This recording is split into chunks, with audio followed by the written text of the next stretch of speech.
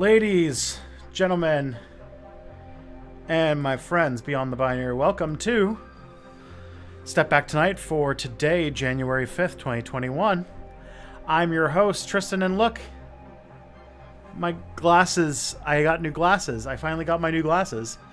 No more backup hair for me, and there's Romeo, whose tail is in front of the camera. Hello. How are we doing, chat? Who's in the chat? Ooh, good stuff. He's playing with a mechanical fish, so that might make some noise. Anyways, my name is Tristan. I'm the host of the YouTube channel Step Back History and Tristan Won't Shut Up. I stream on Mondays, Tuesdays, and Fridays. Mondays, I do the Money Discourse, where I hang out with Mia Mulder and we talk about what's going on in internet discourse. Tuesday, I do Step Back Tonight. I probably should say Mondays, it's from 12 to 2 Eastern Time. And then from 7 to 9 on Tuesday nights, Eastern Time, which is what you're watching right now, it's Step Back Tonight. It's a chill evening show where we just hang out and talk about stuff. You kind of want to see the mechanical fish? There you go. Yeah. We just kind of hang out and talk about stuff. All right, he's lost interest in the fish. Yeah.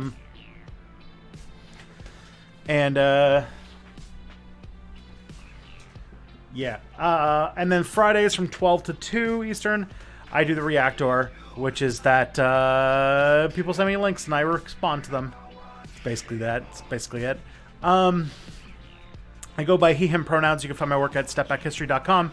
Hey, it's on my shirt. And TristanWon'tShutUp.com. Yeah, and if you are on Twitch right now and you are an Amazon Prime subscriber, you get one free Twitch Prime subscription per month, which you can use to support an independent creator at no extra cost to you. And if you don't use it, Jeff Bezos gets to keep your money. So, please use it. Please use it to support an independent creator somewhere in the world. If it's not me, that's fine. But if it is me, I would greatly appreciate it. Yeah. Bills gotta be paid, yo. And you want to check out my latest videos on Step Back? We've got the video on on the harassment of Vietnamese refugees, the terrorism against Vietnamese refugees in Texas in 1981, and on Tristan Won't Shut Up, you've got my video on investment index funds and why, you know, the best investors act like communists. My next video on those channels, I actually filmed both of them today. The next Step Back video is going to be about the Greensboro Massacre. Happened in 1979. It was the event that brought the Nazis and the KKK together. And my next video on Tristan Won't Shut Up I filmed, which is an introduction to Star Trek and why people should be Star Trek watchers. That's it. If you want to submit a question for streams, I feel like I've got enough to cover tonight.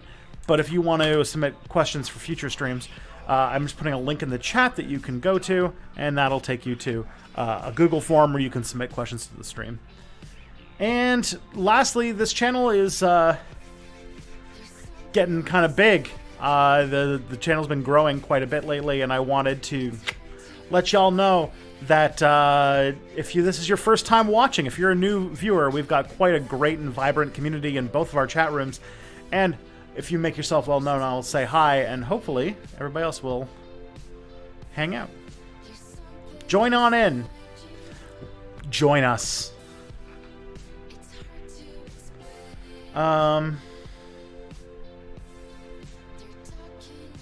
So that's all my opening spiel. What else we got here? Hope you're having a good day. Did not want the robot I wanted. Oh, okay. Georgia elections tonight. Yeah, that's a thing that I'll probably if some stuff comes in, I think that this stream will be ending about the time the polls close. So my guess is that we're probably not going to have much results there, but I'm sure I can push you onto a stream that will be covering it. So, did you watch the Vosh versus Hakeem debate? No. I don't really watch internet debates. I think they're dumb. I don't think they accomplish anything, and they make political discourse worse by existing and perpetuate. They're not actual debates. Debates are when there's points that come up that can actually be discussed. They're people arguing past each other. then two, they feed into a political culture, even on the left, a political culture of performative cruelty and hyper masculine, like, hey, I one-upped, I beat you. That politics is like a thing of like just showing how much of an asshole you can be and how much that like that makes you right. And to be honest, performative cruelty, if you are a leftist who you think that political praxis is by being a horrible person to people that you don't like and destroying their asses with facts and logic, I have bad news for you. You are going to be a fucking ripe plum for when the fascists start trying to recruit amongst the left, which they do. And now that the election's over, they probably will do so more. So, yeah. And now, like, yeah, so that's why I didn't watch the debate.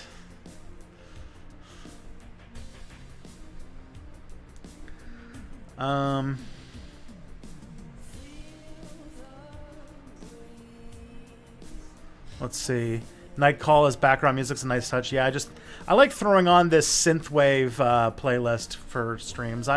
Synthwave puts me in a good mood for streaming. Have you watched Babylon 5 yet? It is communist Star Trek for adults. I mean, Star Trek is communist Star Trek. I probably should watch Babylon 5 at some point. I think I tried watching it once. I didn't stick with it, but I definitely should at some point.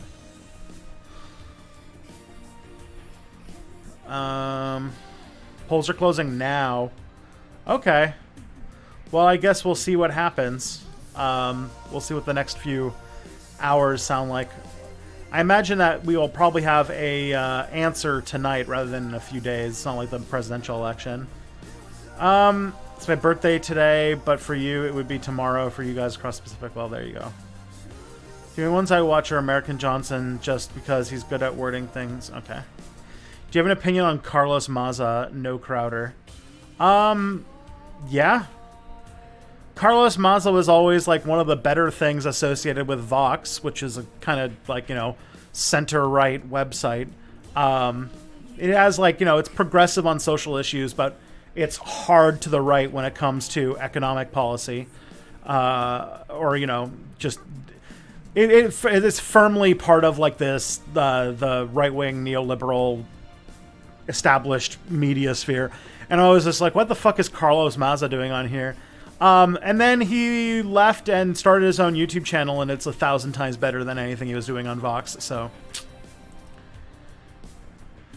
the Georgia runoff election is today. Yes. Last I saw, things are pretty tight. Like, if I remember correctly, that both the Democrats looked like they were ever so slightly ahead in both polls. But it's going to be close. So we'll see what happens. Got a fantastic day. Let's not try to figure out what's going on in Georgia. Yeah, if somebody tells me in the chat that something happened in Georgia, maybe. It's my 3 favorite 80s films. Well, there's Back to the Future. There's The Wrath of Khan. And Ghostbusters. Those are solid 80s movies. Babylon 5 is more explicitly communist than Star Trek? Okay. Have I seen Queen's Gambit? What do I think of it? I haven't seen Queen's Gambit. Why did the Ferengi never invent fiat currency? It's my understanding that mixing money into a hard finite commodity like latinum makes it hard for governments to do anything about stuff like recessions. That is true. But, I don't know. I don't... Like, you're acting as if, like, the Ferengi are a real people and not a fictional race that was drawn up by a bunch of writers in a writer's room who probably didn't fully think out the monetary policy of the Ferengi Alliance. So the answer is because then it can be gold, and then they can talk about how they want all of the gold, and so they can look like they're even more greedy, and then they can add the extra joke where it's actually gold pressed latinum. Thank you so much, great Scott 815 for the subscription. That's awesome.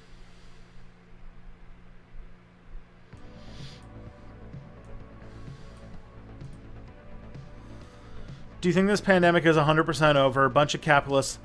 Thing is, oh yeah, someone said it'll be mess with the Dems. Can you imagine years of the vice president having to decide to vote on everything? Oh yeah, and like, don't forget that like nothing's stopping like Joe Manchin or whatever from crossing the aisle and caucusing with the Republicans. Like, I do think that if the Democrats even control the Senate, that there are enough basically Republicans who are in the Democratic Party by, I don't know, sheer force of habit, that will probably still result in killing anything even remotely progressive. Thank you, Low Magna, for following, by the way. Do you think this pandemic is 100% over? A bunch of capitalists unable to care about long-term effects will invest heavily in nightclubs, theaters, etc.? Maybe. They're probably, like... when the pandemic is, like, 100% over, we'll see. That could be years from now, though. Like, I do think that things are going to get a lot easier this year, but the fact that, like, 30-40% of Americans don't want to get their vaccines... We're going to have to deal with the anti-vaxxers and the conspiracy theorists and the fact that there is an unequal distribution of vaccines for probably a while. But we'll see what comes out of the sort of creative destruction that people think is going to happen because, like, you know, all the real estate is starting to drop in price and, you know, there's just a whole bunch of open places for people to invest in new businesses. I don't know if that's going to go anywhere, though. If it's anything like the 2008 recession, a bunch of people are going to start building gourmet cupcake shops, which is like what happened in like 2000. You guys remember that? Like 2009, 2010, everybody was making gourmet cupcake stores and cake pops and stuff like that because everybody finished college and had a bunch of debt, and then there was no jobs, so they had to like start these like little businesses. Hey! Jesse Gender, thank you for following. Big fan. Big fan. Jesse Gender's a kind of nerd culture YouTuber. She does videos. I watch her channel every week to catch up on what's going on with Star Trek Discovery because I am not the most observant person in the world, so she catches a bunch of stuff. And then I comment about how I'm mad that they didn't put Janet Reno in this episode enough. That's the back and forth.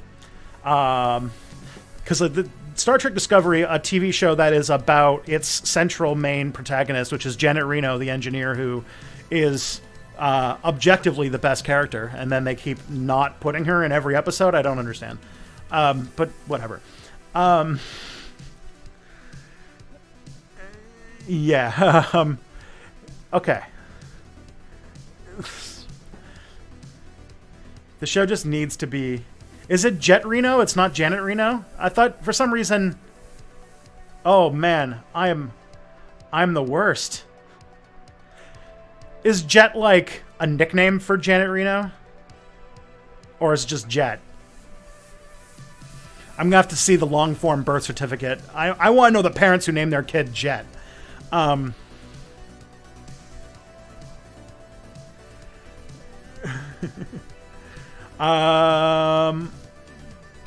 Let's see. What else we got in this chat? Renegade Cut has a good video about Ghostbusters. I agree. Renegade Cut is always good value. You haven't seen Babylon 5. I'm shocked and hurt. I've watched this. I know I've watched episodes of Babylon 5. Like, I have watched, I think, a significant chunk of the first season, but I didn't stick with it, and I probably would now. I'll be like frank. I'm really bad with TV shows and movies and stuff. Like, I'm really bad at catching up on those things, and I will often like lose track of what TV shows I'm watching and stuff like that. And honestly, I think I was watching Babylon 5 primarily when I was in university, and so I probably just forgot that I was watching it. But it's a show I'll probably come back to at some point. What do I think of Discovery Season 3 so far? I think it's pretty good.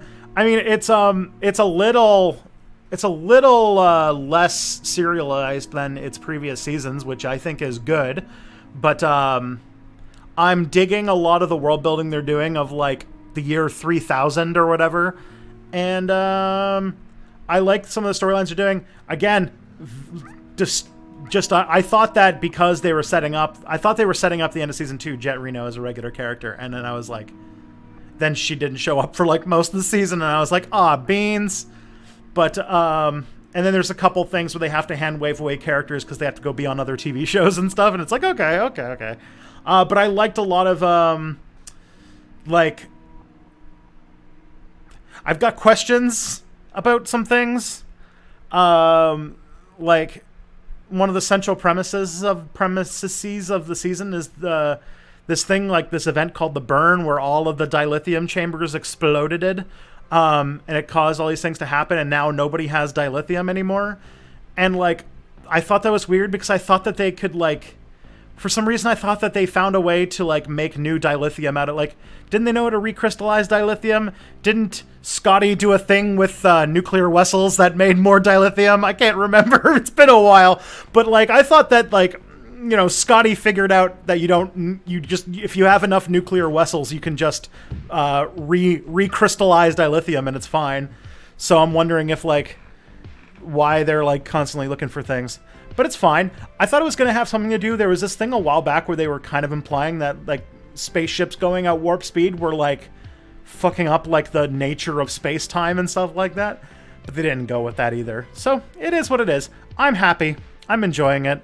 I like that there's new Star Trek for the first time since I was, like, gosh, when did Enterprise go off the air? I think I was, like, it was 2005, so I would have been, like, probably 16. So I'm happy for that. And, like, you know, it's good. It definitely is less hit or miss than a lot of Star Trek shows that I love. Like, it's less hit or miss than, like, TNG, where, like, you know, they had to pump out like 25 episodes a season. So I think it gets an unfairly maligned show. That's my opinion. I think it's great, and I think that season 3 it definitely grew its beard, and now it's gonna do some cool stuff. I'm making a video about all this. I just opined about Star Trek Discovery in a video I recorded earlier today. I found out about that movie because I was inspired and read up on Emma Goldman after I saw it. Oh, cool. You think Howard Dean would have beat Bush in 2004? I don't know. America was at a weird place in 2004. To kind of unwrite the war on terror stuff would have taken quite an impressive leader. You were a child during the recession. Oh, God. So old. I'm so old. Well, one thing that happened is one thing that I remember is a bunch of, like, millennials who were just getting out of university around that time started getting into, like, making cake pops and, like starting gourmet cupcake stores. And, like, it's sort of continued to this day. Like, millennials are still, like, basically, they still have the optimism of living before the economic end of the world that happened then. And so we still think that we can start a business to get ourselves to the dream, and the dream is having a stable income that that we can afford to, you know, have a house and raise children. And, you know, have a normal life, or as normal as you can get anyway. The Expanse and Battlestar Galactica is my favorite. Battlestar. I have watched Battlestar, and I am keeping up with The Expanse, and I'm reading the novels. The Expanse is good. I think the novels are better, just because of how deep the what's it called? How deep the world building is, and also getting into people's heads and finding out what they're thinking, which are sort of like, you know, part of the part and parcel of novels. And I think that that serves the Expanse story a lot better. But also, I just like novels more than TV shows. That's why I read a lot, and I don't watch as much TV shows as I want to. I need to watch more TV because I'm behind on a lot of big culture. And TV is like the dominant media platform right now. It used to be movies, but now it's TV. Only older sci-fi show I've watched all the episodes from is Doctor Who, where I've watched all the non-destroyed episodes. Jesus Christ, that's a commitment.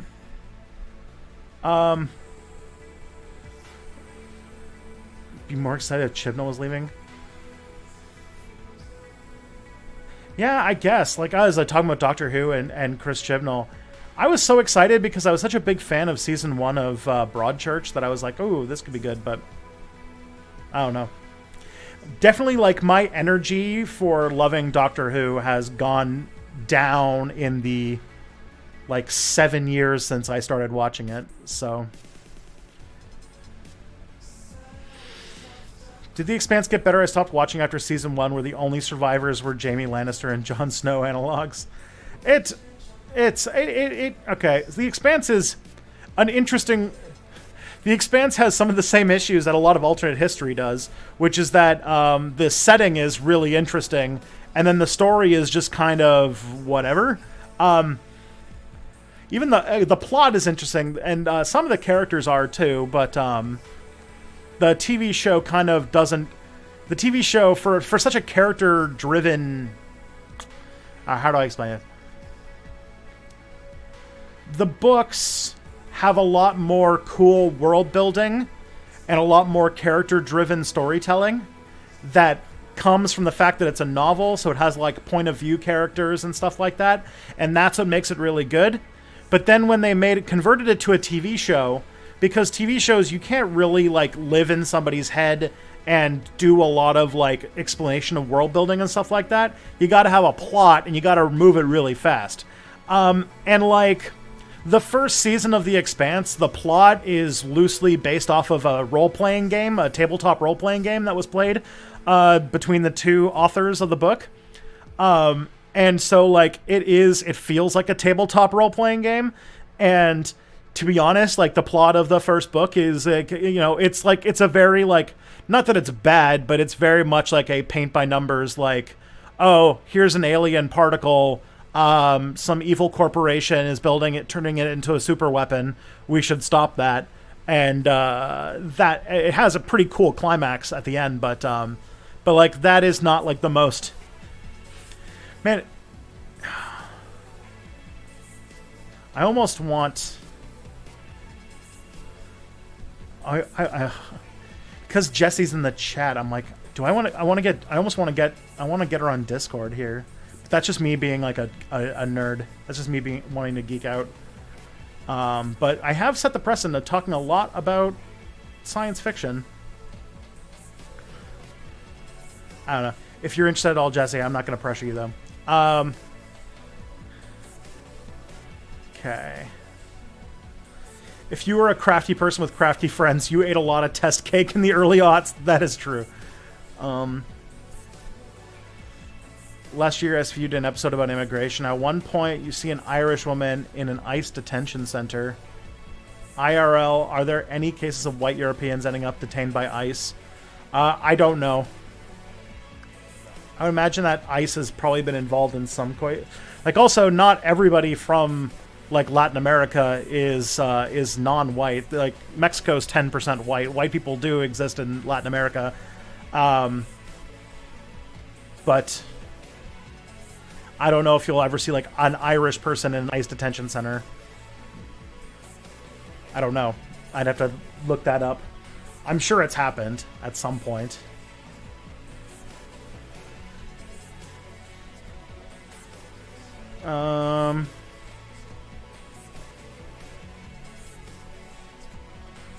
Okay, something I noticed about the shows during a recession is that they always refer to a nebulous economy and almost never openly say recession or whatever. Oh, yeah.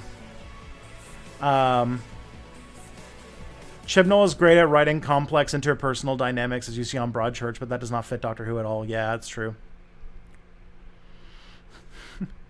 I'm not even sure who would be really good at writing Doctor Who right now. I don't really know who's like at the top of British TV right now, and I don't exactly know, like, because there's really no other like big British TV show that's like Doctor Who right now, and like grabbing like Russell T Davies or something like that, I feel like would also not happen. Sorry, I'm trying to scroll down to the bottom of the chat because I don't want to get behind on chat. We don't want to be back in the phase where I was behind on chat. Country I live in did not have a recession for 30 years until 2020, which is Australia. So the GFC did not affect my life. Well, that's good.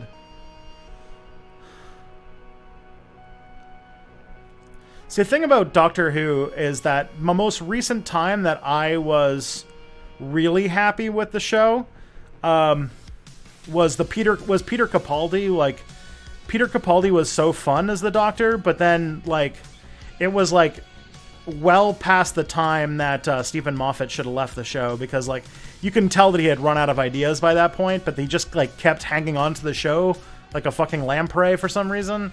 And so I don't know, the seasons with Peter Capaldi were awkward, even though they like got like Peter Capaldi's an amazing actor and he did that role really well, and they just, I don't know, they botched it, I think. Okay.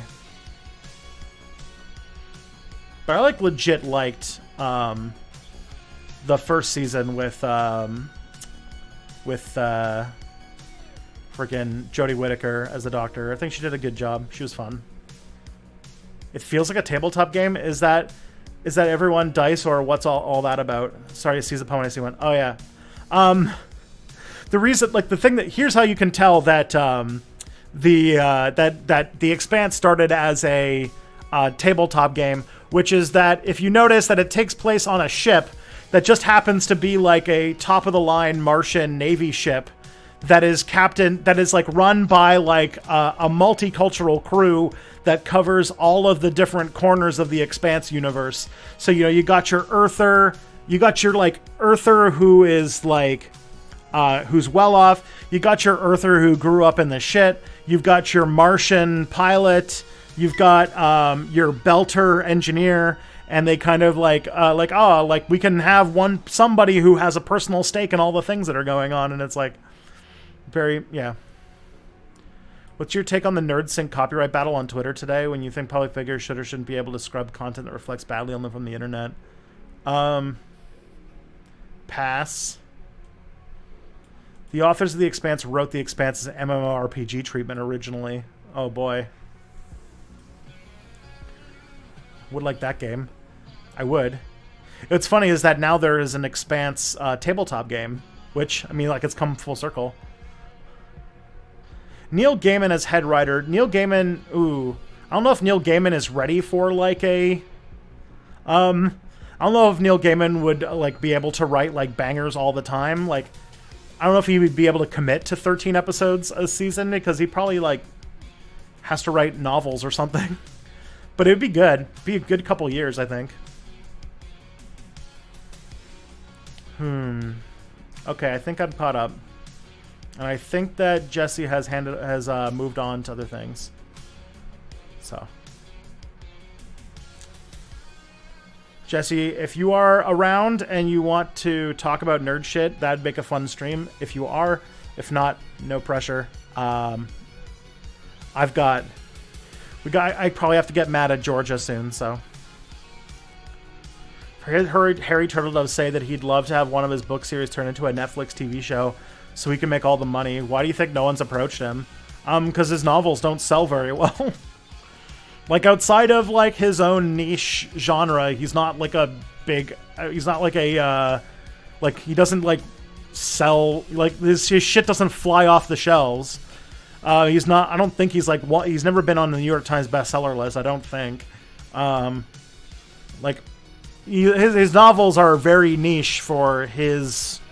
Like, he is, like, a titan of alternate history. And alternate history is a tiny, tiny subgenre in speculative fiction. It's becoming more of a thing, but...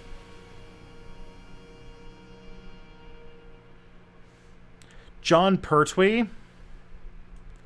I haven't seen any Doctor Who stuff with him, but I've heard that the 7th Doctor, when like the show was already canceled and they were like able to do whatever the fuck they wanted, went to some weird places and the Doctor got really fun. I've never seen it. But I'm trying to remember what his name is, the 7th Doctor, the one with the umbrella, and also played Radagast the Brown in the Hobbit movie. The actor's name is escaping me right now because my brain is potatoes. Because I talked for 2 straight hours earlier today when I was filming 2 videos in a row. Am I into any non-D&D RPGs? Oh, yes. I never get to play them because nobody else... Every time I play an RPG, I have to be GM. Sylvester McCoy. Now that's even like a great name, Sylvester McCoy. God damn. I'm sad that reality took somebody with such a great name, because like, shit. So am I into any non-D&D RPGs? Yes, I've played short-run campaigns in a game called The Sprawl, which is sort of like a cyberpunk version of the like Apocalypse World series, Apocalypse system. And I have I've played a Fate Core campaign, and I really liked Fate Core. And I feel like if I had a GM who was less adversarial, I would like Fate a lot. I feel like Fate would be really good for like a kind of Star Trek procedural type RPG, because like having such tightly defined powers and stuff like that would kind of hurt for a Star Trek thing, because in Star Trek they wrote the scripts and then they were just like, hey, they did a like they'll be like, how do we solve this problem, and then they just would like write like science team fill something in here, and they're like, all right, let's move on. And like I think that's something that like the kind of ways that that Fate Core work would work really well.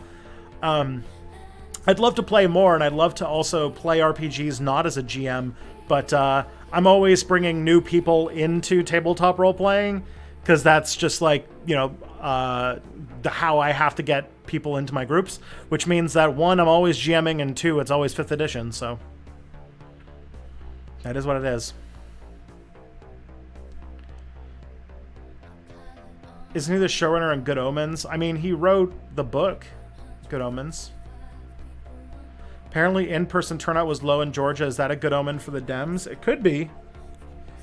I know that, like, I haven't been following the Georgia election all that closely, but I thought that, like, some, like, real, like, you know, ride or die Trump supporters were, like, not voting for the Republicans because they're basically mad at the Republicans for accepting that Donald Trump won the election or something. I don't know exactly. But if that has actually turned out into significant numbers, that would be pretty nice. It would definitely ensure that things get worse at a slower rate, which is about the best we can hope for right now.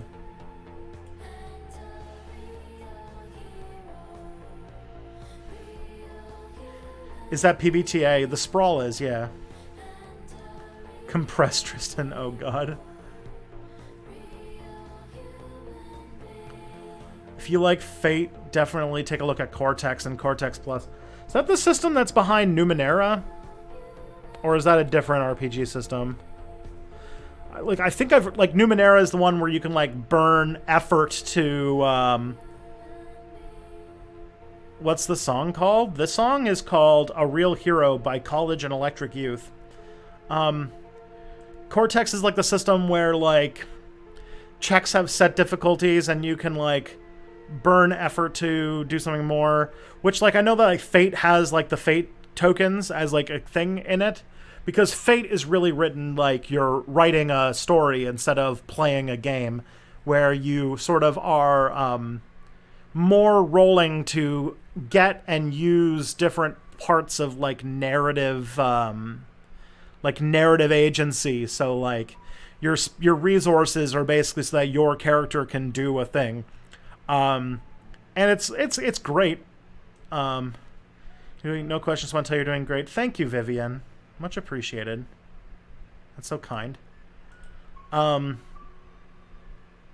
think Cortex is for Numenera, and Numenera has a pretty cool looking setting where it's like science fantasy, but like magic, like it's like you're living in the Middle Ages on a planet that used to have very high technology, and the technology is almost like magic. Like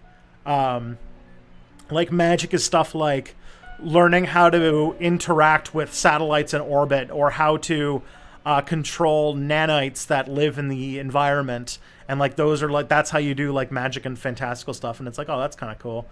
It's also, if I remember, focused around Numenera, which are like artifacts and stuff like that too, right? That you can then use to do cool things. So like it has a very like item driven thing, which is also, yeah, that is kind of close to the Fate system. I feel that, always GMing and never able to get away from D&D. Exactly. What's my favorite fantasy supernatural creature and race? I mean, my favorite fantasy race is most definitely dwarves. I love dwarves. They're always fun in whatever thing you're doing with fantasy. Favorite fantasy creature? That's a tougher one. Let's see. I have to think of something really fast because otherwise I'm just stalling on a live stream. My favorite stories, like unfortunately, like zombies have kind of become their own thing, but the mythology behind zombies and its role in like Haitian folklore and stuff like that is actually like really fucking cool. And it shows like sort of the effect of like slavery, like the slavery and folklore and stuff like that mixed together. And I really wish that there was more zombie stories that used that energy to try and do something with their stories rather than like say like what now where everybody's just doing the Romero zombies for everything. I don't know. It'd be pretty cool. Do you think there'll be an uptick in domestic terrorism in the U.S. once Biden gets inaugurated, like what happened on Christmas? Would not surprise me. It's what a lot of experts are starting to think about. Both the Dems are leading with 8% reporting. That's pretty good. What will you do if a socialist wins the presidency in an election? I'd be very excited, and I'd be ready to try and help them do whatever it is they want, and hoping to God that they don't commit suicide by being shot in the back 6 times. I'm like paranoid that if like Bernie Sanders had won the primary or had won the election, I'd be like paranoid that the CIA would kill him. And if a socialist actually won, I'd be like absolutely terrified that somebody would assassinate them all the time.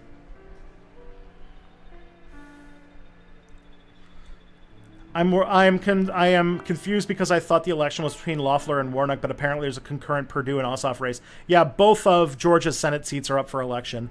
One is a regular election that went into a runoff, and the other one is a special election. Which, yeah, is a special election. I can't remember exactly what happened to the previous senator, but they retired or died or something. But basically, both of Georgia's Senate seats are up for re-election, so... Yay. Not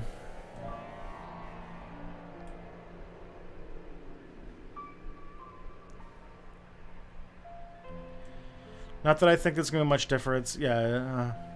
So I put some Prager... The difference between... Like, if the Democrats both win, and the Democrats have a razor-thin control of the Senate, what that means is that... they'll be able to push forward some basic legislation. So they'll be able to have like the means-tested version of like the public option, maybe, if there's political will for it. But like if it's the Republicans and Mitch McConnell stays in power, then like it's going to be nothing, and the Democrats are just going to capitulate to a bunch of right-wing shit, and it's going to suck. And none of his appointments going to get through. He's not going to be able to push any Supreme Court justices. All that shit is gone. Am I comfortable with reacting to turf shit? I don't know. I'd be concerned about it. Have you played Starfinder? It's a great sci-fi tabletop RPG. I have not played Starfinder. I've read a good chunk of its book. The thing about Starfinder and Pathfinder 2, both Pathfinder and Pathfinder 2, is that they're sort of more in the direction of crunch than I am happy with. Like, when I play role-playing games, I prefer the more simple rule that are more flexible RPGs. Like, I prefer, like, if I were to choose between, like, Dungeon World, Pathfinder, and Dungeons and Dragons, I'd prefer Dungeon World, because it's just, like, I like more rules light and stuff that mechanically talks more about story than like just like D&D and Pathfinder, which are essentially like combat systems with like a little bit of checks on top of that. So, but like I'm not gonna fault anybody for wanting to play games like that. It's just like not my style. Arthur C. Clarke's second law of advanced intelligence from magic, yeah. So that's basically Numenera's idea.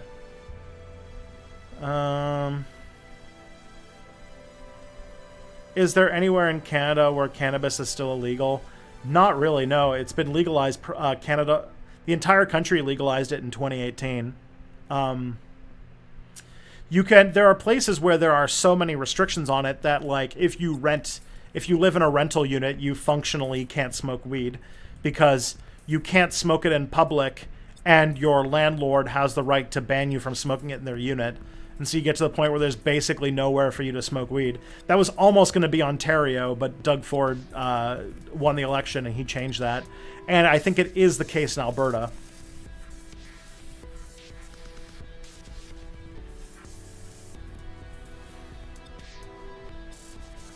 And then there's also some cities like that are run by like boomers and stuff like that that they have fought pretty hard to keep marijuana stores from being in the city.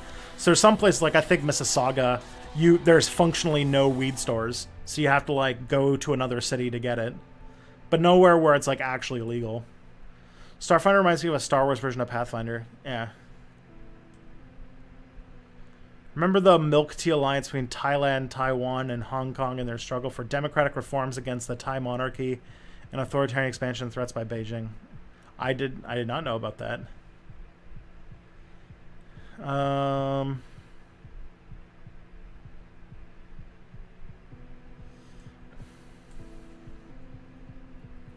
They'll bump McConnell down to minority leader, and at his age, maybe he'll consider retiring. I don't know. It seems like in America, their politicians are all so fucking old. Like, the oldest party leader in Canada is in his 40s.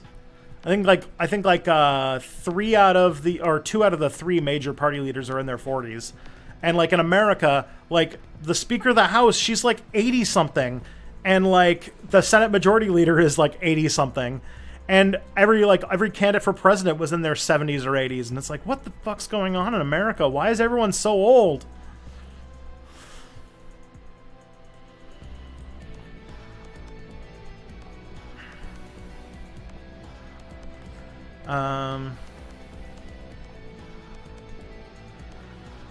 What would happen if a socialist was assassinated by the CIA? They would say that it was somebody else who did it, and they would no one, and the press wouldn't criticize them at all, and it would be dismissed as a conspiracy theory to think anything else. Like what happens to all of those Central American social democratic leaders who just end up randomly dying every time they are going to do anything like land reform. Have you tried or even read White Hack? It's basically stripped down as I've seen recently without any without becoming straight up storytelling. I have not. I'm gonna check out White Hack. I think I've heard of it. I think I had a friend recommend it to me.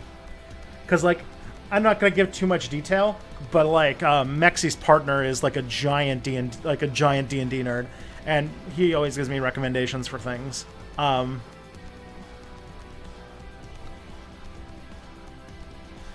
you ever seen the Mitch McConnell tortoise age meme? Oh boy. I mean, turtles do live for a long ass time.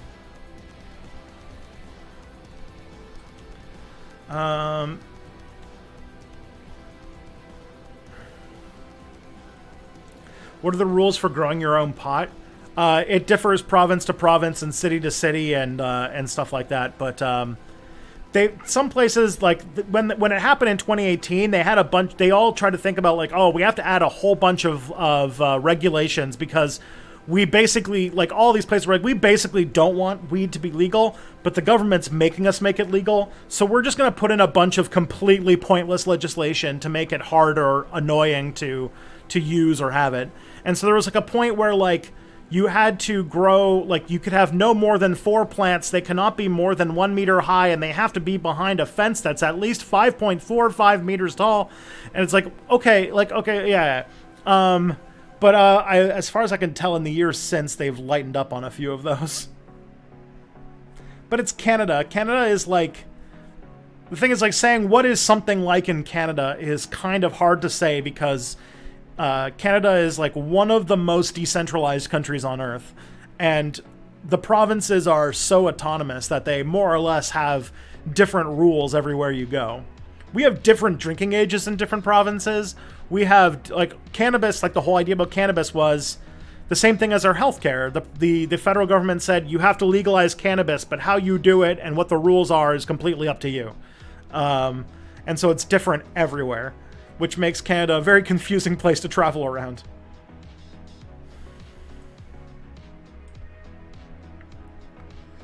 Who would win in a fight, Mitch McConnell or Eric Porterfield? Which one's Eric Porterfield? So many names you have to remember these days.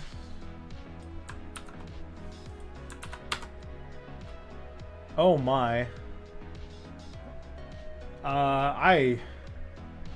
My guess is that Eric Porterfield would win because he's like 30 years younger and his hands aren't purple.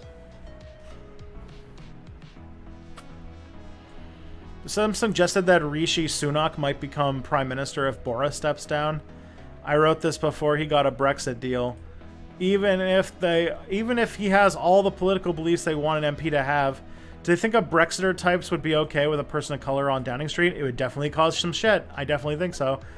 Because they would keep insisting that, oh yeah, Brexit's not about being racist. Look, the Conservatives now have a person of color running the party, and the Brexiters would freak out.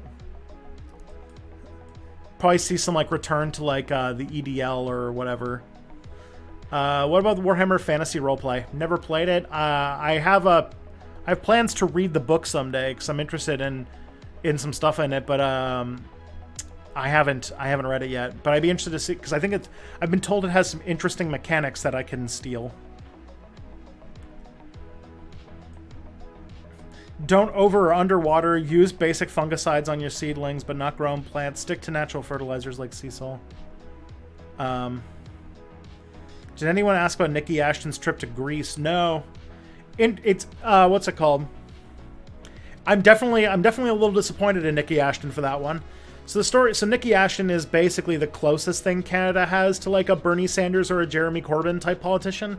She's run 2 unsuccessful bids for leadership of our left-wing party, the New Democratic Party. The first one, she was the youngest person to run for leader of the party, being only, I think, 29 when she ran. And then the second time she ran pregnant. She lost both times, but I was a supporter of her. I voted for her in both leadership races. But she never really did very well, to be honest. Jagmeet Singh walked away with the last one, which sucks because, I mean, Jagmeet Singh's one of those people who I've liked him more as he's been leader, but when he was campaigning, he was such a centrist, and I was just like, ugh. He's gotten better with time, but Nikki Ashton's grandmother was either dying or was just really, really sick, and her grandmother lives in Greece. And so Nikki Ashton got kicked out of the shadow cabinet which I realize now that the Americans won't know what that is. So, you know how like the president has a cabinet? Well, in parliamentary countries, since the ruling party makes a cabinet, the opposition party, the second biggest party, makes something called a shadow cabinet, where they basically have a person who criticizes or who says, like, it basically is like supposed to be publicly talking about how shit the other person is. In Canada, we call them critics, but in America, in the UK, they're called like shadow ministers, and they're basically like, if like the Liberals are in charge, the Conservatives will have a shadow person, and every party really has one. And Nikki Ashton got kicked out of the shadow cabinet because she, during the pandemic, went to Greece to see her ailing grandmother. I don't know how I feel about that, but it happened in the wake of a bunch of conservative politicians getting in the same kind of shit for going on vacation, and this reeks of people trying to dig up the same kind of bullshit to say that it's a both sides thing. And this reeks of like fucking liberal bullshit, because we're gonna find out that Justin Trudeau went to like Aruba or something for like 4 weeks during the pandemic or something. But I mean, like, it's still disappointing. We should not be leaving the country. She's not the only person who has like my wife missed her grandmother's funeral because of the lockdowns, the pandemic, and stuff like that. Like, this is serious shit, and it's I think it's a little.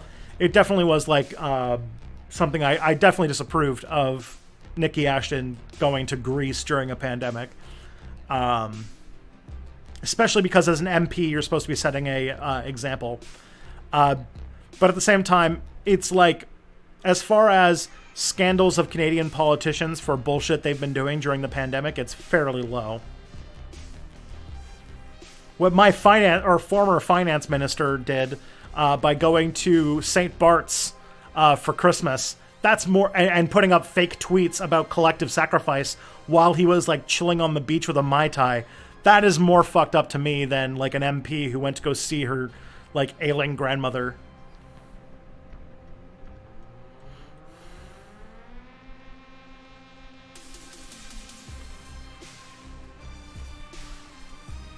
Is he blind? Oh boy. Well, I've seen Daredevil, and I think that he could probably pull up some Daredevil shit.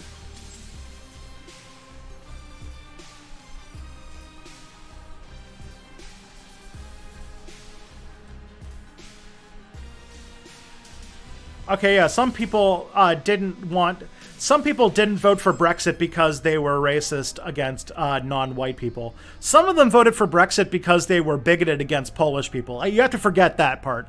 That some of them were just being racist anti-Muslims, but also some of them were being bigoted against Poles. I have to remember that sometimes they were being racist and sometimes they were being bigots. Yeah.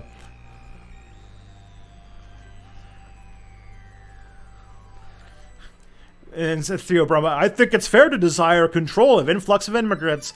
You know who would have said that? You know who really should be saying that? Maybe like, you know, most of the world that had to deal with a weird influx of immigrants from the United Kingdom through like centuries of history. Like, get fucked. Like, shut up. Anti-immigration shit is just racism with extra steps.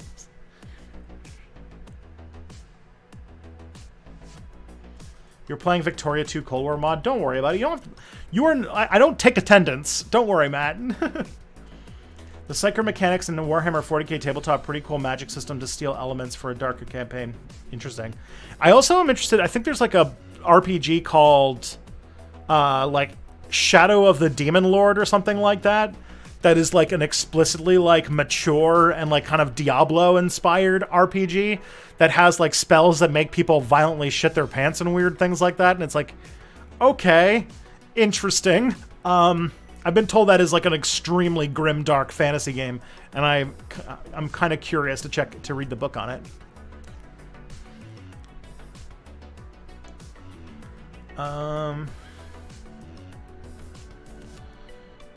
She was dying. All the parties have shadow cap. Yeah. I think she did fuck up and the party did the right thing, but I can't blame her for feeling that way. Yeah, me neither. But it also means that, like, probably Nikki Ashton's political ambitions are, like, you know, people were thinking that someday she might become leader of the party, and I think that's pretty much dead. So the voice for, like, the actual left of the NDP is pretty thin right now. Like, I think the only one they got is... who was that other guy who was fairly left-wing who was in the leadership race? He was the older guy who was in a punk rock band when he was younger, but I can't remember his name anymore. But that was like the only other like actual left-wing person who was running for leader of the NDP, and I don't know if he'll run again because he was pretty old.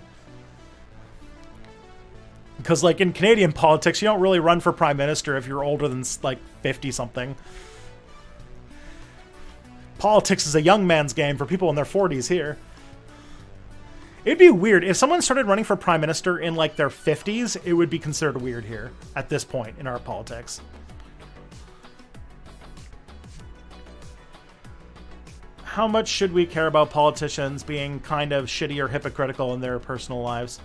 I think that, I mean, especially when it comes to, like, things like the pandemic and shit, like, yeah, if like, our finance minister is going on vacation to St. Bart's in violation of lockdown orders, that person should probably not be in the higher offices, because it shows that they honestly don't give a shit about what's happening, and that it sets a precedent. Like, Why should people in this province who aren't like who don't like acknowledge like how fucked up everything is, like if they're just following what the government tells them to do, if the government doesn't, if the finance minister can't even be bothered to pay attention to the travel bans and stuff like that, then why should they? Like, I think you do have to set a bit of an example. Hence why we keep running into shit where, like, prominent politicians keep violating the rules that they're trying to get everybody else to follow.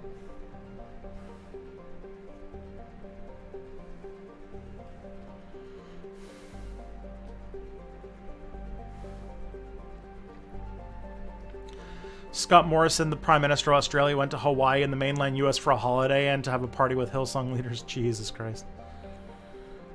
Do we put ourselves at disadvantage by holding progressive politicians to high moral standards when the right don't give a fuck about such things? I mean, in America that's true, but also, I mean, we probably should hold them to any, like, politicians are, like, all of them, they all suck. We should not stand politicians. We shouldn't just give them, like, they are people that we command to do a job. In an ideal world, their job would not exist. So the best politicians, the most progressive ones, are the least offensive ones. And so, in my opinion, like, if they're not going to, like, if they're going to be shitty people, like, in many ways, you could see them as operational. Like, I don't give a shit what you do. Just get us the fucking legislation we want. That's not a bad way to look at things. But also, again, politicians also tend to, especially in progressive circles, they have to be the head of a movement that our society is dead set to tear down under the slightest provocation. And so in our world, like our politicians, like, if we have a progressive leader who does something shitty, the sort of, like, right-wing media enterprise, like the liberal media sphere, is going to use it to dismiss the entire ideology and set the entire movement back. And that happens over and over again, so we kind of have to. It's not fair, but it's a thing we have to do, because it's harder to be to try and advocate for change on the left than it is on the right.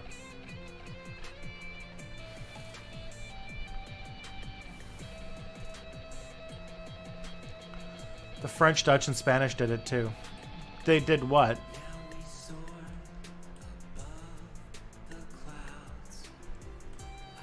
I just get mad about being sucked into Paradox games instead of doing other stuff. I mean, fair. I have lost far too much productivity in the last few days to RimWorld, so I get the feeling. What do I think of Jagmeet Singh? He's fine. He's definitely, like, the best party leader that the current spat of people have now. He's the only real, like, left of center party leader in Canada. And he's done some good stuff for the NDP. Like, he's a decent speaker. He's definitely played more into, or pushed the NDP in a more progressive direction. I would love for him to, and he played a little bit with, like, talking about class and stuff in some of the later debates in the last election. I really wish that we could have, like, a more firebrand, like, the NDP. The thing with the NDP that irritates the fuck out of me is that they're a political party that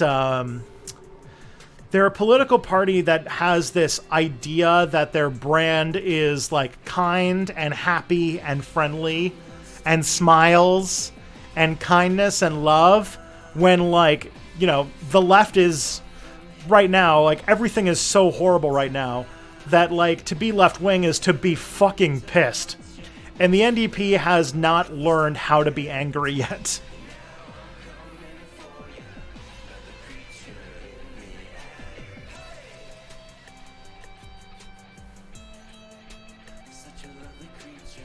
Charlie Angus. Yeah, Charlie Angus is the person I was talking about.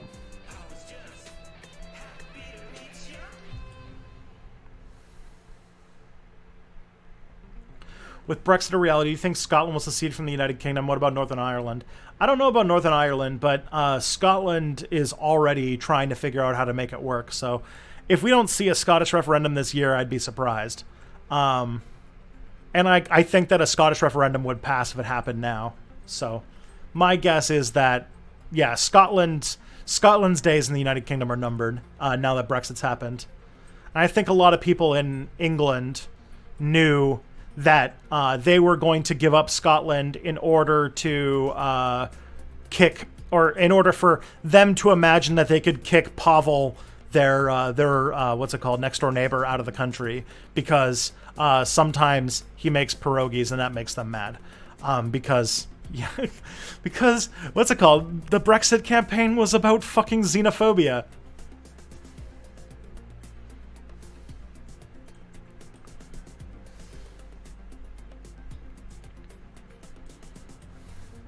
And it was also like old people directly fucking over their kids because millennials didn't want it.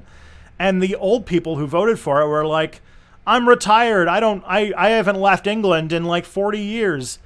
My kids don't need to have opportunities or freedom of movement or anything like that. Fuck them.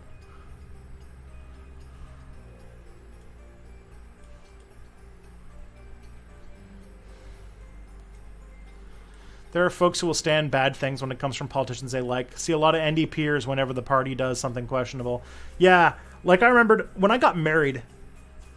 I know that sounds like a very big tangent, but we made a lot of hay out of it because if you remember, Matt, you probably remember this, Matt. You're probably the only person who remembers this who's in the chat. So this is just for you. But I'll tell everybody the story, which was there was a bunch of parliamentary chicanery happening around the time I got married, which was in the summer of 2016. And one of the things that happened in order to force a vote, because everybody was dragging their heels to sit down and vote on a thing that Justin Trudeau wanted to pass. So Justin Trudeau went and grabbed a Liberal minister and pulled him so that he could get to his seat because the Conservatives or whatever were blocking. Anyways, Justin Trudeau, in doing so, bumped into a New Democratic MP who went on to act like a fucking Italian soccer player and trying to get a red card and like overplayed like the like violation, the violence, the sheer brutality of the Prime Minister bumping into her with his elbow. And it was fucking called Elbowgate. And the NDP tried to like really juice this for all it's worth, to the point where the Beaverton ran a story about like the NDP caucus all showing up with like casts and bandages and stuff on. It was like one of the more dumb things the NDP had done. But it reminds me a lot of like, the NDP is a silly political party. It's not the best political party. It's just the only one that the country has that is any good. And we're stuck with them. And like I have canvassed for the NDP and walked down the street with like Marxist-Leninists and anarchists and socialists. Like everybody is a radical lefty, including the MP candidate. But all of us are under strict orders to not mention anything too socialist because we don't want to scare the constituency, and that we want to be positive, and that we want to focus on the good things and like be happy. And like it's like the NDP is like, the NDP as a political party is like the fucking experts at snatching defeat from the jaws of victory. That is, if there's one sentence I can say about the NDP, is that they are the experts at snatching defeat from the jaws of victory. They do it all the fucking time.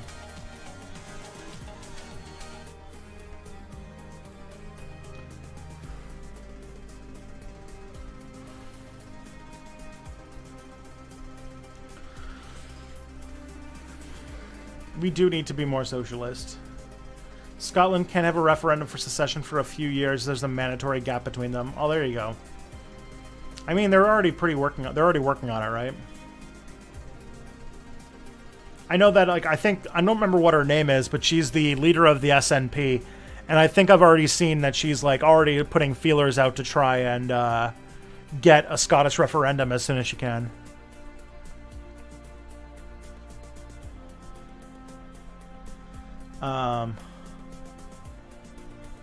Elbowgate sounds like something out of the Gamergate era. Oh man, it was so fucking dumb.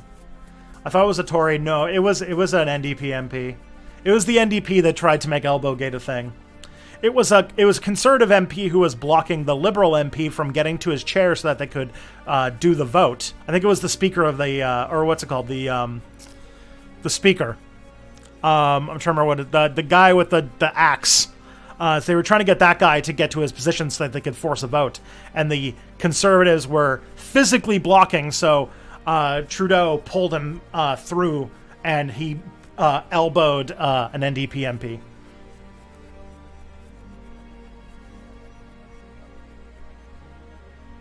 That's what British San Junipero would be.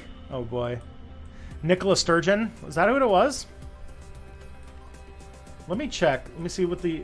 There's got to be a Wikipedia page for Elbowgate. Let's find out.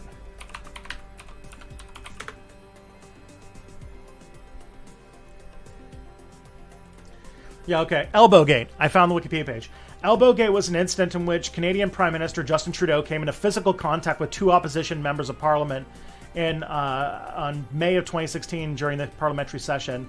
During the incident, he grabbed Conservative MP Gord Brown by the arm and then inadvertently elbowed New Democratic MP Ruth Ellen Brosseau in the chest. Trudeau subsequently apologized and was not subject to parliamentary sanction for the incident. So yeah, it was a New Democratic MP.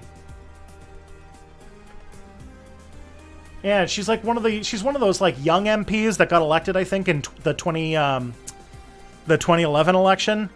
Like she's only like 4 years older than me, and so this was like they tried it.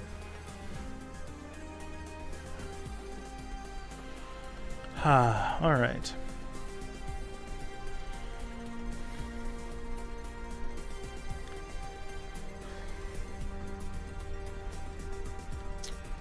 Okay, so I think...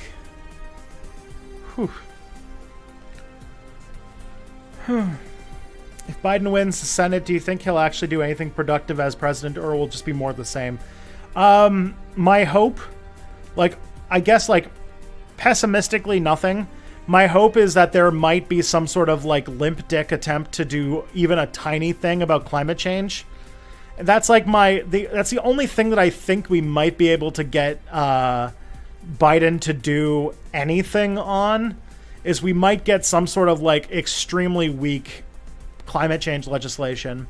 While I'm probably going to make a Tristan Won't Shut Up video about this because it's kind of interesting that actually marketing trends are sort of moving away from oil in a weird way.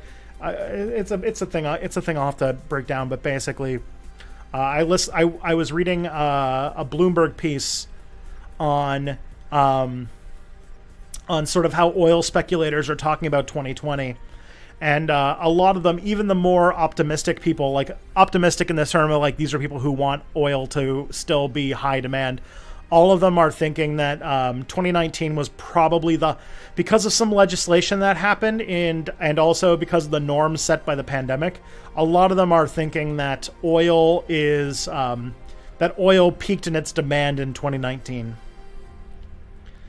I have a friend starting a history YouTube channel while he's having a tough time getting a tenure position at a U.S. Doctorate of Medieval Jewish History and is getting spotty adjunct work. Any tips for topic choices and such?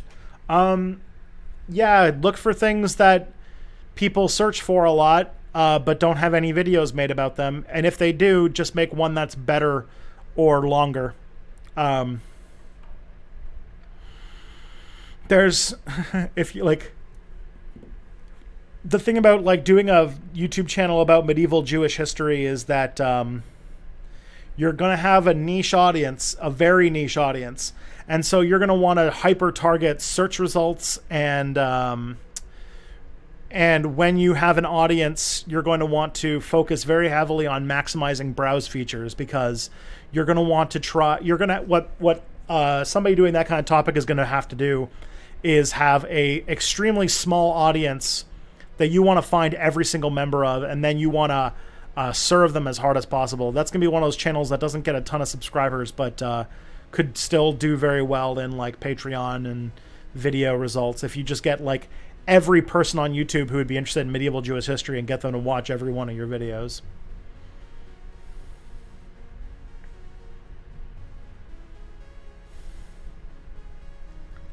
get Tristan Lund for London Council, such as the transparently corrupt city. I mean, yeah, London, Ontario is basically run by the mob and has been for like years. So I don't know. I have a feeling that, so like, first of all, Kelly would say never. I should never, ever, ever run for office. I'm inclined to, in some ways, the things that make me agree with her are the things that are why we'll never get good politicians.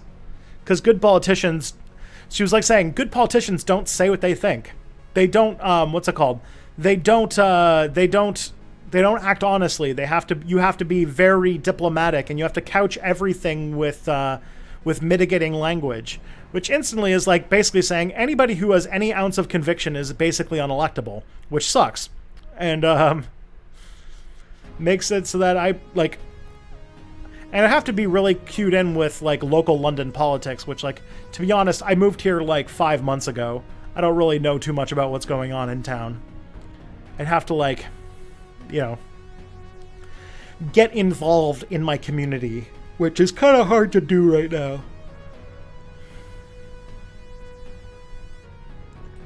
Can you go fascist without leaving the EU? If you try to go fascist, will people have freedom of movement? Won't your people just leave? I mean, tell that to Poland and Hungary.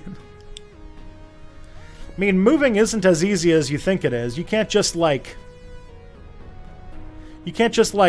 people don't exactly have the money to just pick up and go somewhere else. Like, if you live in Poland and you have freedom of movement, like, if you have no money and you don't speak English, where the fuck you gonna go? You know? You go to England to piss off that one guy who was in the chat earlier. But besides that, like, that's the problem. There's, like, factors besides just Poland's turning bad where you might not have the opportunity to leave.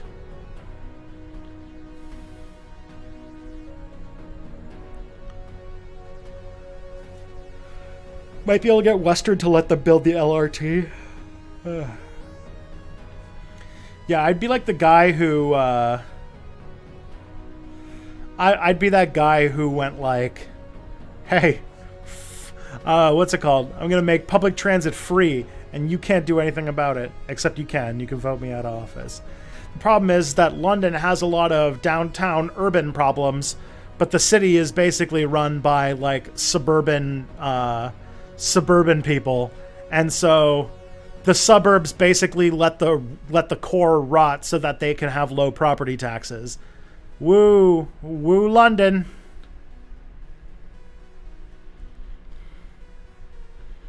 And I, like, openly hate the suburbs, which would not make me an electable person in London, Ontario.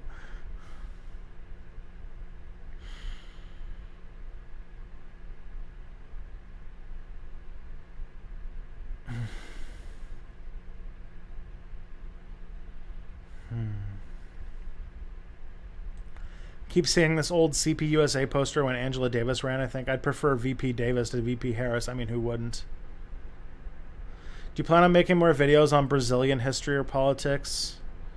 I don't know. I don't know all that much about Brazil, and I don't speak Portuguese, which would make reading about it very difficult. Looking good with those new glasses. Thank you. Do I think Ted Cruz is the serial killer? Oh man. Even if he isn't I am. I am convinced that he is the Zodiac killer. I was just watching a video about the Confederates. The North gave up slavery because it wasn't profitable with the Industrial Revolution. But why did the North just use slaves in the factories? It's more that the cost of housing and feeding slaves is not as expensive, or is more expensive in an urban environment than just having cheap disposable labor that you can pay them less than what they need to eat, and they'll just end up like, what's it called, when they just end up dying because you have bad regulation or something like that. You don't have to go and buy a new employee. You'll just have people lining up to join to rent. It's like what's the difference between buying a car and then renting a car that you don't have to pay back once you smash it up? You could just go get another car.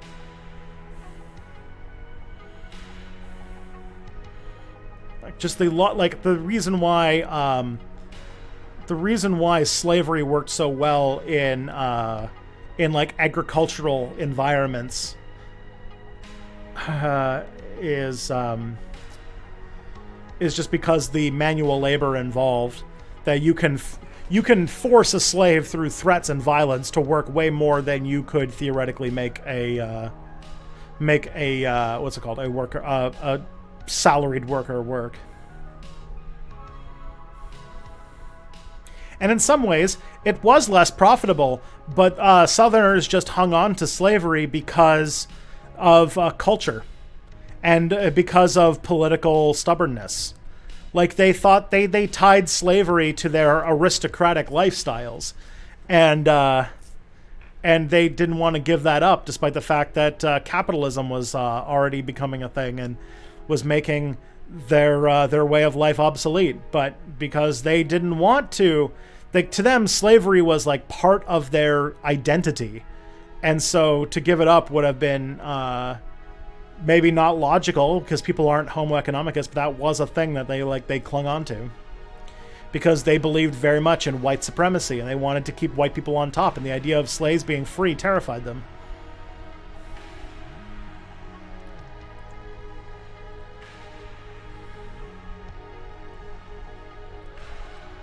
I'm telling that to him. Do you think that the reason their fascist projects might fail in the long run? I don't know, honestly. I would hope so, but you never know.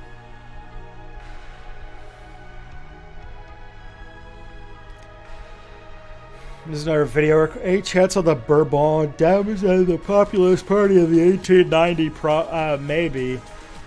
Bourbon Dems, like the populist movement and stuff like that, that definitely is a thing that I would probably fare well in.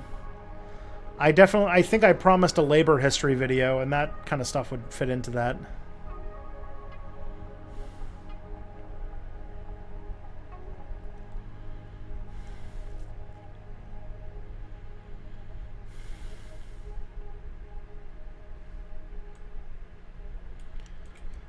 Some guy in a chat decided to call me a peasant as I made a reference to the UK dumping its criminals in the US and Australia, which is funny as my family used to be landed aristocrats until the early 19th century. Well, shit.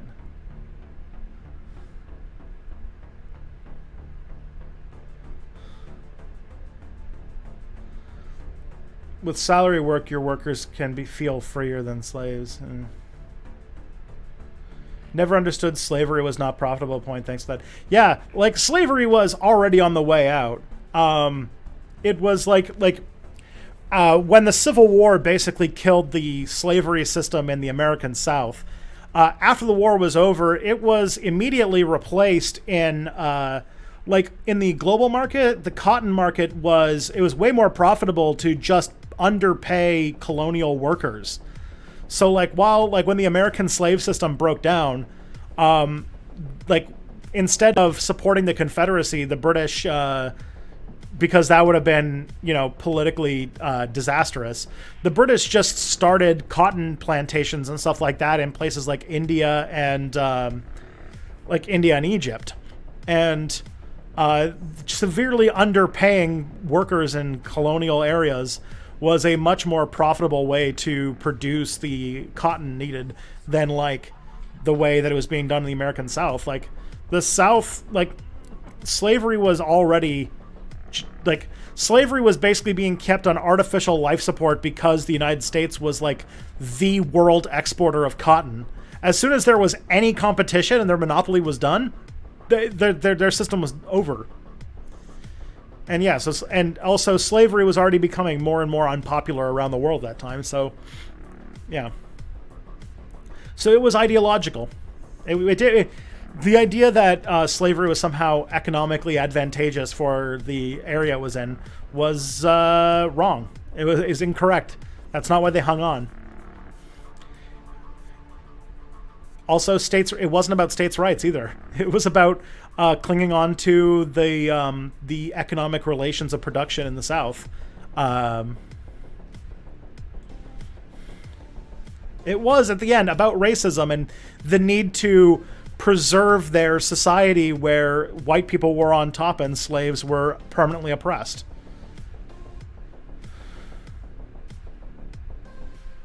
How come Brazil had communities of escaped slaves living in the wilderness, but not America? America did have that. America had Maroons.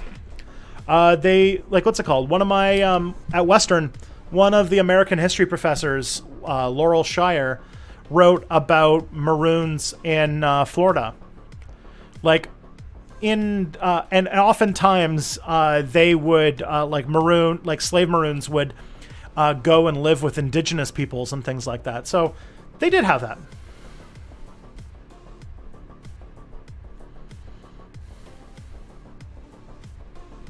Do I have a sword? I do not have a sword.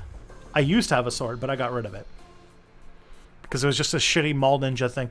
Because, like, I had a lot of shit back in my old house. Like, when I lived with my parents. That was shit that my parents thought I would like. Because they're like, Tristan, you like nerd shit. You should have this. And I'd be like, thanks. I'm like, I don't like things all that much. I know that sounds... I know that anytime people say that, they're like, oh, I don't like things. I am above that. I am a perfect person. But, like, for me, like, my liking of things have more to do with, like, my relationship with the object than it does with, like, the thing itself. Like, for example, like a lot of the stuff I like is because of its utilitarian value. And the stuff that's not like that, like, for example, like this print of Emma Goldman, I like it because, not only because it's cool looking, but because of what it represents, this was like a really generous gift by a Step Back viewer. And like my curio cabinet here is full of objects, and these objects I like because they're connected to memories and relationships and stuff. So that's more the way that I think about things. And so, like, to just have like a random like mall sword on the wall or something like that, I don't know. I never really saw the value of those kinds of things.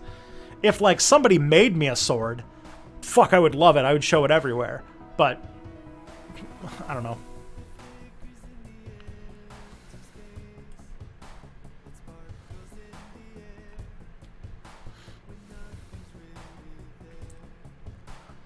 That Harry Turtledove story I told you about where cavemen still exist.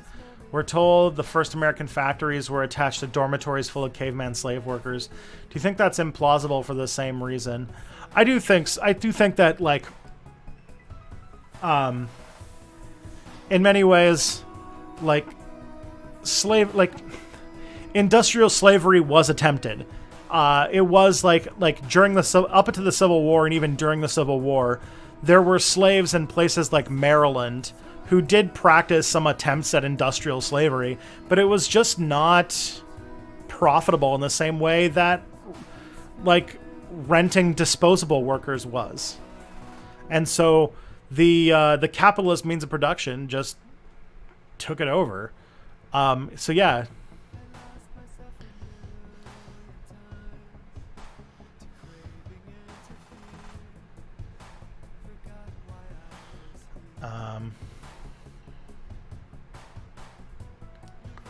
It's still early, but things are looking good for the Dems in Georgia. Fingers crossed. So that's good. I was going to look that up. I was going to see what was going on CNN. Ballots being counted in crucial Senate runoffs. Let's take a looky, Lou. Yeah, Ossoff is ahead by about 11%, but I think he was already, like, I think Ossoff was a pretty strong contender. Like, I think I looked at the polls yesterday and he was ahead by like 10%, right? Looks like both of them are ahead by about 11%, so that's nice. That's a good amount to be at 41% ahead. I'll take it. The Ottomans made a killing from selling cotton after the Civil War. Yeah. States' rights for what? Man, I'm glad that people still remember that joke. I was very proud of that one. Isn't slavery still a thing in the mining industry and cash crops like coffee, cocaine, and chocolate? Yes. I mean, depending upon what your definition of slavery is, but in a lot of times, yeah, like, it's not like slavery like it was in the 1800s. Very often it's people who are severely underworked or severely overworked. Their pay is often withheld, and their ability to move is very limited. Like one example that comes up a lot is the Dubai construction industry, which is like basically built off of bringing people to from India to come to Dubai to do construction work, but then they like take away their passport and basically like constantly find things to nickel and dime them over, so they're essentially making no money. And that is like, and there's also, if I remember, there are some issues with slavery in the fishing industry in like the Indian Ocean, but I don't really know enough details about that part. But there is definitely some extreme like abusive workers and poor conditions in things like chocolate plantations, something like that. But it's not like chattel slavery. They are quantitatively different things. They aren't considered property of their owners.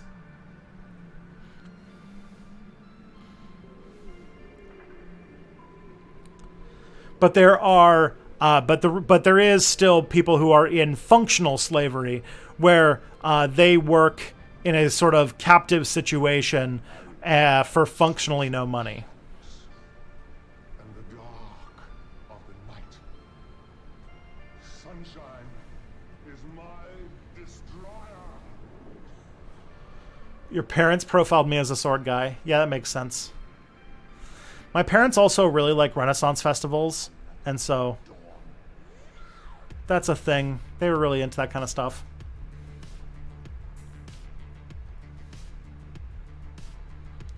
Tristan, that's how I also feel about towards possessions. Yeah.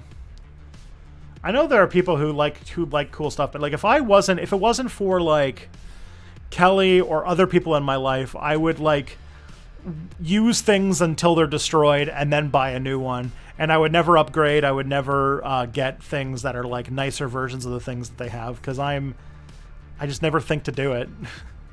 I have a wish list of like Amazon things I'd like to buy, and I never buy any of them unless I only get them as like gifts for Christmas or my birthday.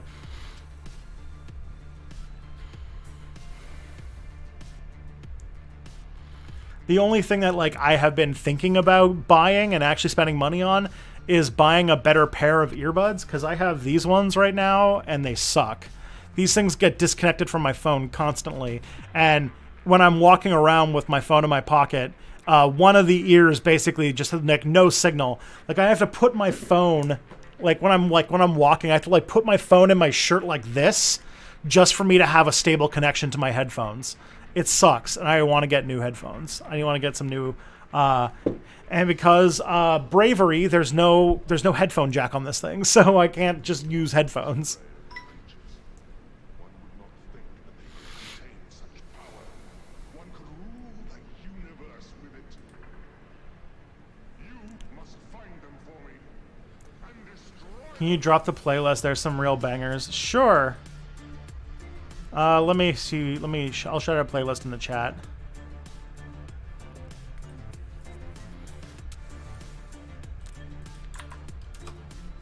There we go. Would you take part of a podcast even if So That Happened discontinued?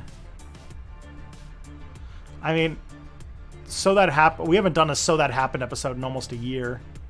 So, yeah,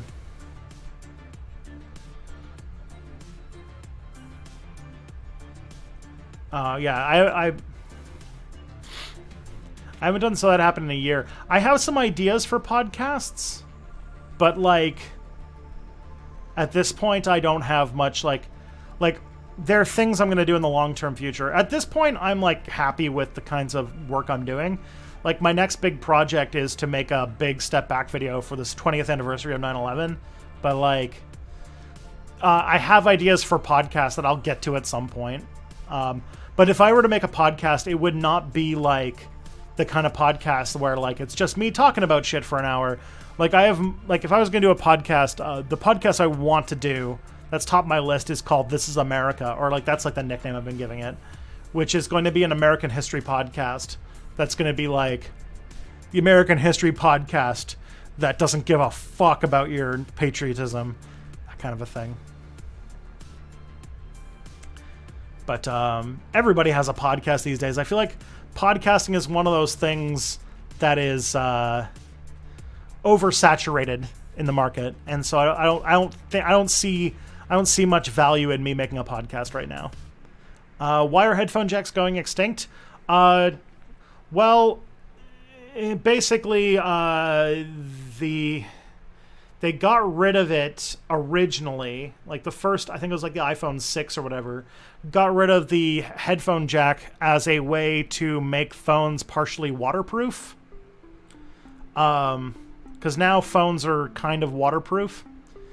And so they got rid of it for that purpose. And also because they're always trying to find ways to like, minimize the amount of space, because like space is at like a super premium. They want to make phones thinner and have more components and less space. And so, a 3/4 inch headphone jack was always like a big cumbersome thing that they could get rid of. And I guess they legitimately thought that Bluetooth headphones were going to take over the 3/4 inch jack headphones. And for a lot of people they have. And it lets them sell expensive Bluetooth headphones. Because I imagine that the profit margin on Bluetooth headphones, which a lot of tech companies also sell, is probably higher than like a cheap shitty pair of headphones. So, yeah, most definitely, like it's to like they'll make more money selling headphones, but at the same time, yeah.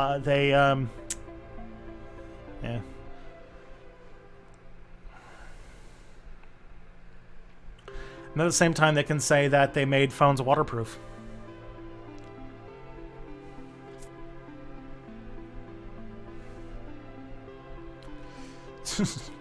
A politically incorrect American history podcast. Trigger warning, libs. This show will crush your sensitive snowflake delusions of American exceptionalism. Oh boy. The right are definitely like super fragile babies when it comes to like questioning patriotism and its value, and maybe your country isn't good, and then they get all like crybaby about it. Civil War was about ethics and agricultural journalism. Oh boy. Yeah, exactly. The American Civil War was about states' rights as much as Gamergate was about ethics and video game journalism. That's the tweet.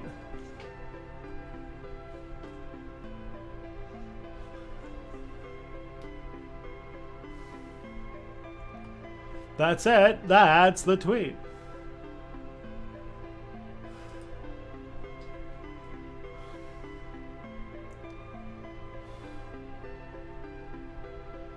Man.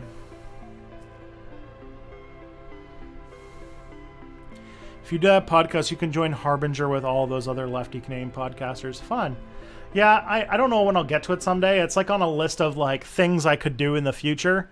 Like I have a big list of like projects I might do sometime in the future. At this point, and also if I were to do that podcast, it wouldn't be like an every week thing. It would be, I'd probably do like seasons. Like, you know how there's some podcasts that do like seasons and then they take time off? I'd probably do something more like that. But it's not on the top of my list of projects I have coming up. The next, like, let me check. Let me look at my like long-term project things. I've got a bunch of like courses I want to take. And then yeah, then the podcast after I've taken a bunch of courses I want to take. I want to read Save the Cat. I want to, what's it called? I want to write a blog post called How to Stand Out. I have some courses on Udemy that I bought about Adobe Premiere and After Effects and Photoshop and stuff. And, yeah, I want to do all those first. And I'm doing them very slowly. I also want to see if I can get on Nebula. Because I know Nebula is doing podcasts. And And if I could make it a Nebula podcast, I would be like on top of that shit immediately. Why is it called a runoff election? Because they already had this election in November, but because neither side got 50% of the vote, it ran to a runoff election because that's just how Georgia's laws work, I guess. So would it be like Dan Arrow's new podcast? It would be kind of like Dan Arrow's new podcast, except that I would probably make the episodes shorter. Like, my guess is that I would probably make a 10 or 20 episode season, and every single episode would probably be about half an hour. Like, I'm kind of not a big fan of the big, long 1 hour podcast. That feels like it's from a older era of podcasting that's not really a thing anymore. And so I'd probably try to make my podcast about half an hour, and I would try to take like a season of like a story in American history, tell it over 10 episodes, kind of like, you know, like Serial or something, and release that. And like season 1 would be about this story and do that. And I'd probably do that. Like that would be my American history series.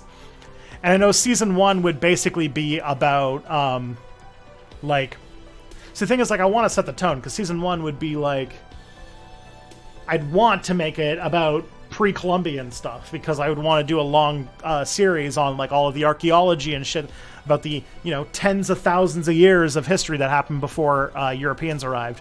But I also know that I want to set it to be like, this podcast doesn't fuck around. It's going to like talk about why every president sucks and stuff. But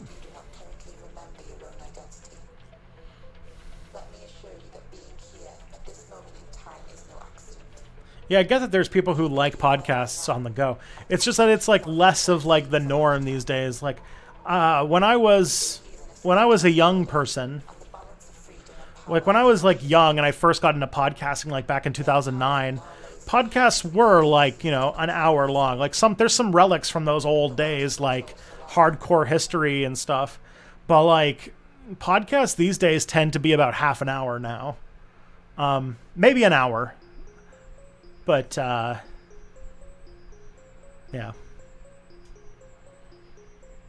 I think that if I made a 1 hour podcast, I'd rather tell it as 3 20-minute episodes released, or 2 half-hour episodes released once a week, because I think that keeps people listening longer.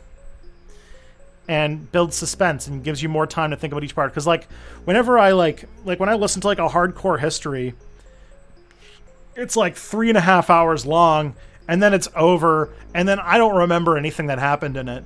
And there's a lot of podcasts out there where like it's so long that you just don't think about things anymore.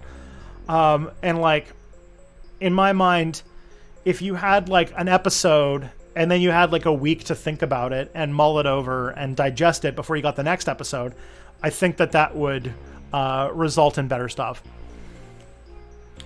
Like what Robert Evans does, exactly. His episodes are about an hour long, but I think you could do an hour. An hour is something that people will get, but yeah. I found a quote for you from Mary Elizabeth Queen, the Queen of Population 1890. Your farmers need to raise less corn and more hell. I do like that.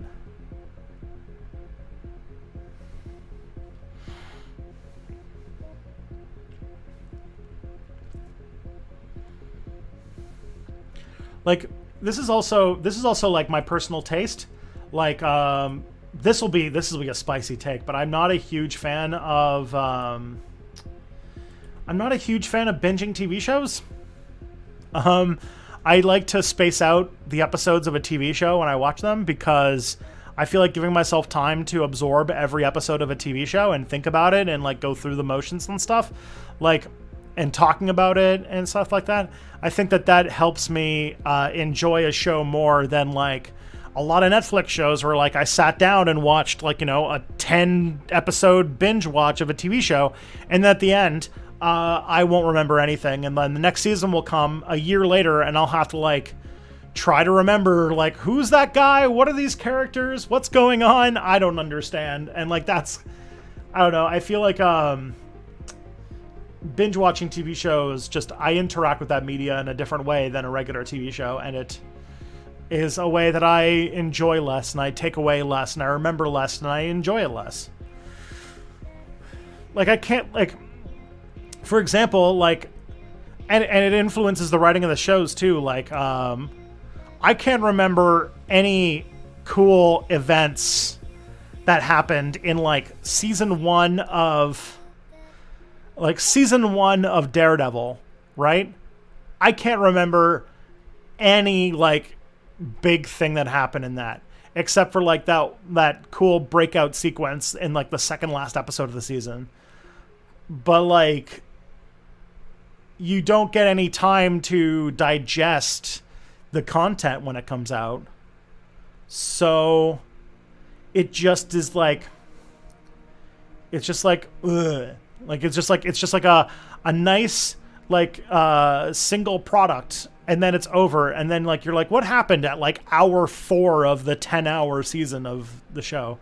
So like, and I know that there are some people who don't like TV shows are starting to kind of be more released on a weekly schedule, and people are complaining about that because they think it's like because it is a ploy to keep people subscribed to subscription services longer. But I, as a side effect, like it more.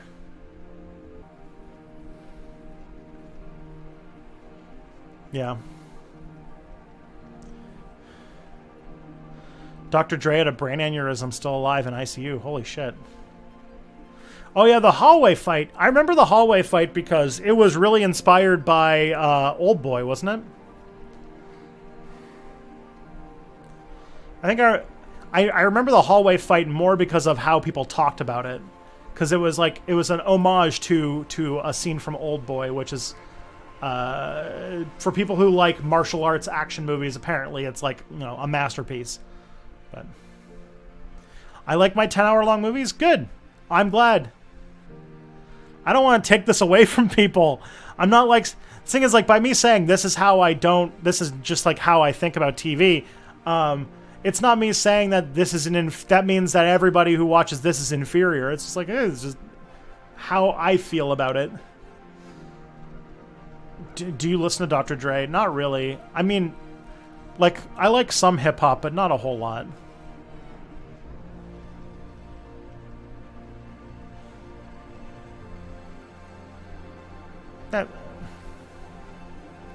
I do think, though, that a lot of Netflix shows, Netflix originals, because they were designed to be bingeable, I actually think that they are sold a disservice. And so I've noticed that a lot of Netflix shows tended to drag in the middle, and then they would go to like warp speed for like the last 3 episodes. Like, there's a lot, like, even like really good shows like Stranger Things. Like, yeah, the middle like 3 or 4 episodes of Stranger Things seasons they really drag out, and they really struggle to find things to do. And I think it comes from the writing style of like doing the whole season as one big movie like that. So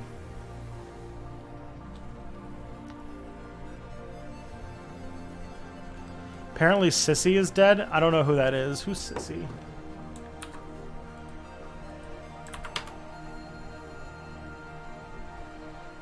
Stop Internet Exploitation Act?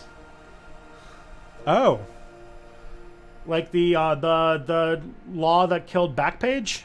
The anti-sex work law? That'd be good. Last historical novel I read was entirely about the affairs of medieval aristocrats. Can you care about the characters in a book if they belong to a class that shouldn't exist, or there are issues that are no difference to the peasants? Yeah, a bit. You can get carried away with that stuff. Let's say you write interesting enough characters, you can... Like, it's not like, for political reasons, I refuse to enjoy this book.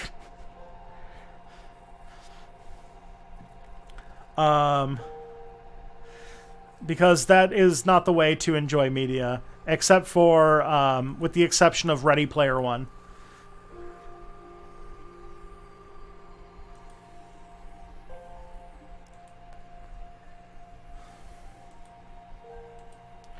Like, if you're only going to enjoy a show if it has perfect politics, there's going to be no TV shows. There's nothing for you to read, nothing for you to watch.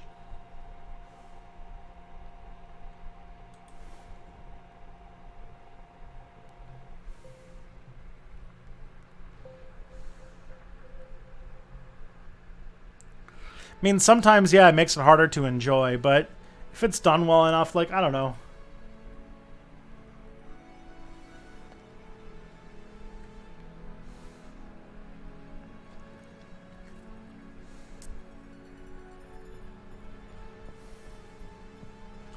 So maybe I should look at the questions. Oh, yeah, somebody wanted me to talk about Carter. I got a question about what did Carter do that was bad. Carter was the president who was responsible for introducing neoliberal politics to the Democratic Party and deregulated a bunch of stuff and cracked down on unions. And his appointment to the chairman of the Federal Reserve was the chairman who basically killed the labor movement in America. And yeah, Carter was more right-wing than Nixon when it came to foreign policy as well. He tried to be harder on communism than Nixon was.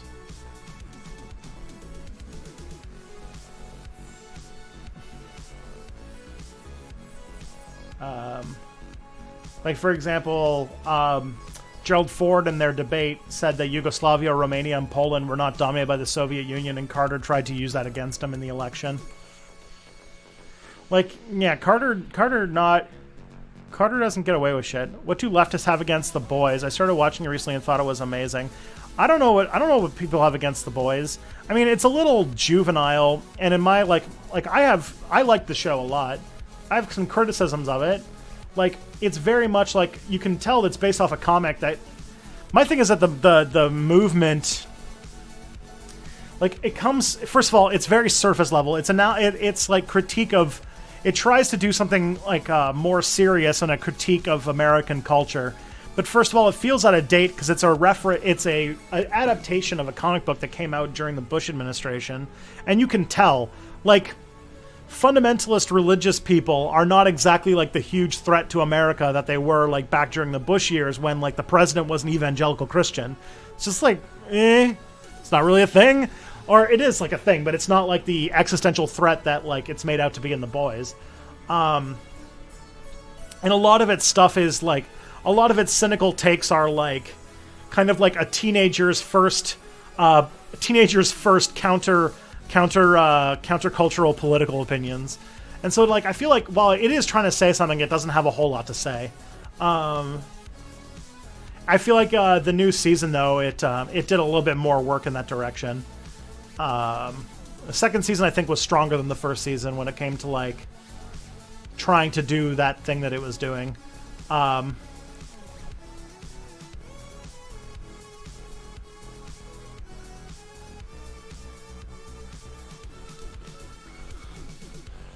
Fundamentalist Christians were one of the major forces behind...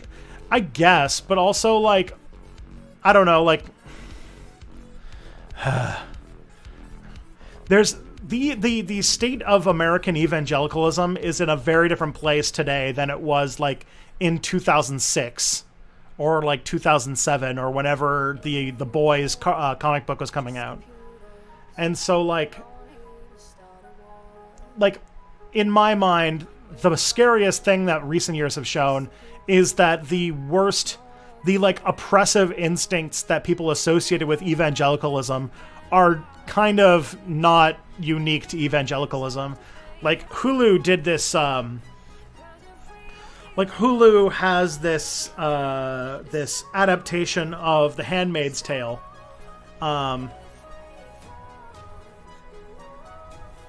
Carter and the Two Santas strategy. I don't know what that is, so I wouldn't be able to dig into it. So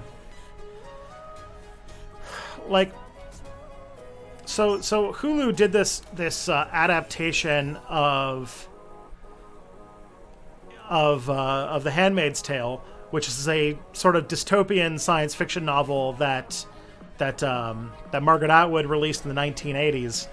And like the thing is that like what makes the Hulu adaptation ring a little hollow is that, like, we know today that, like, if there was, like, a, fascist takeover of America, it wouldn't be, like, it wouldn't be, like, hyper-religious Gilead-type stuff.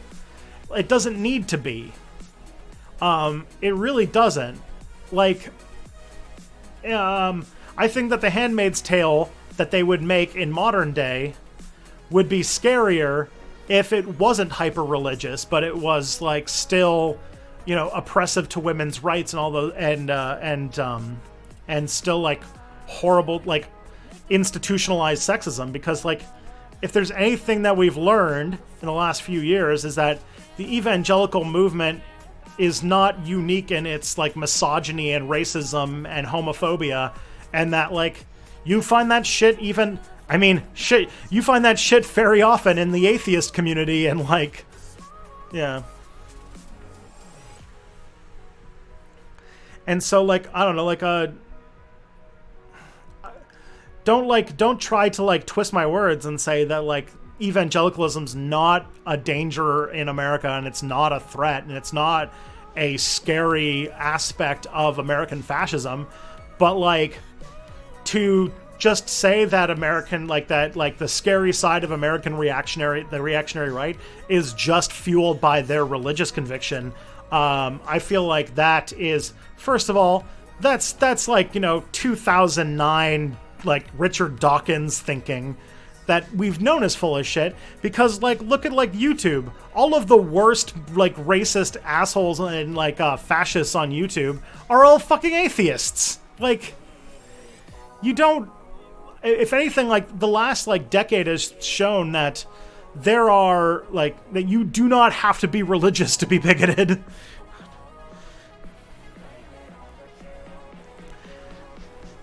And so like, in my mind, I don't think that like this like fear of like the moral majority or the religious right rings as heavy as like it did in the 1980s when Jerry Falwell was like this prominent figure in American politics. Like we're not shaking in our boots over like Jerry Falwell Jr. or like Pat Robertson like we were 20 years ago or 30 years ago or 40 years ago. We're in a different we're in a different era when it comes to like the face of fascism. And so things like The Boys, which is like, oh wow, did you know that organized evangelical Christianity is sort of like corporate and is hypocritical? Like, cool. What else is new? It's hard, like it's like something everybody knows now. And so like, just like that's the thing, is like the boys' takes were like not wrong. It's just like they thought that they were being edgy by saying that like, that evangelicals are just hypocritical grifters. And it's like, okay, bud, sure. Like, we all know that.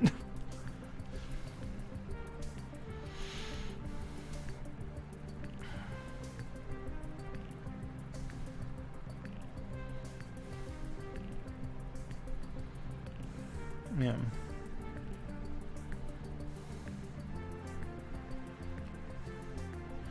And so, like, the thing is, like, honestly, I could see more often a Gilead-type situation happening that is completely, well, no, you're not completely a-religious, but is not, like, religion is not, like, the thing at the core of it.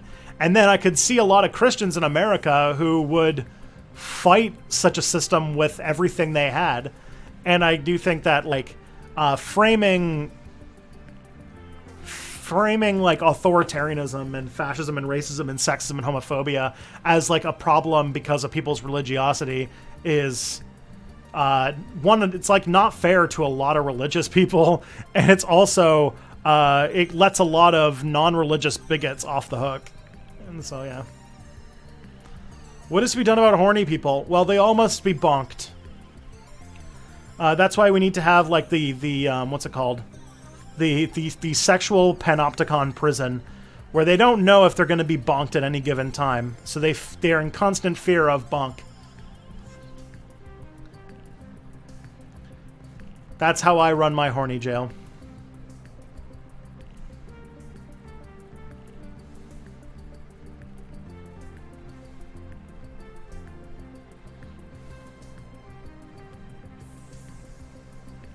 Panopticon. Yeah, exactly.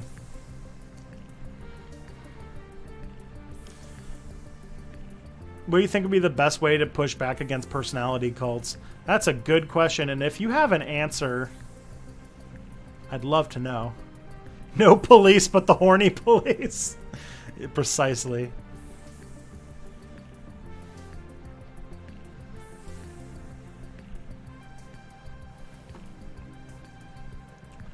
Okay, so this is a question from struggling engineering student. I don't really want to give a name. I only have 4 minutes until the end of the stream. Maybe I shouldn't. This is a long question that probably needs a good answer. So maybe we'll start the stream we'll start on Monday with it. So hang on. If cavemen still exist today, would they be part of the subaltern class? That's my more sophisticated version of the question you keep ignoring. I don't know. Like, I mean, I think that if cavemen still existed, they would just kind of exist. I mean, they probably would be an oppressed minority, but I don't know exactly how that would all shake out because we've never had cavemen living in our society before, so I can't really answer.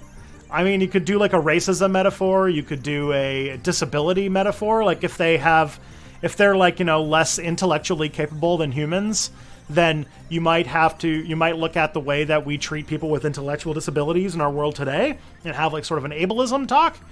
But like,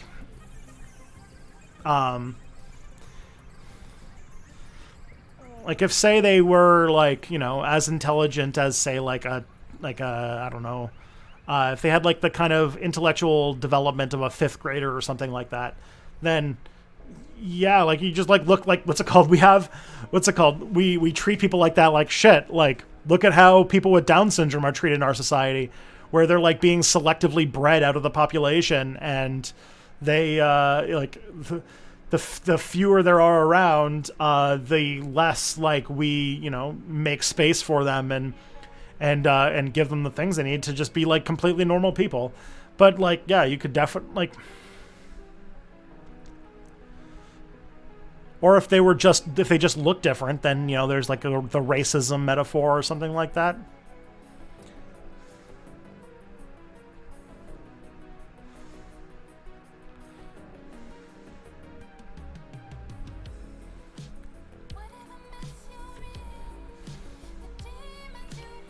They could be like the Parchment in the Stormlight archives, i.e. enslaved.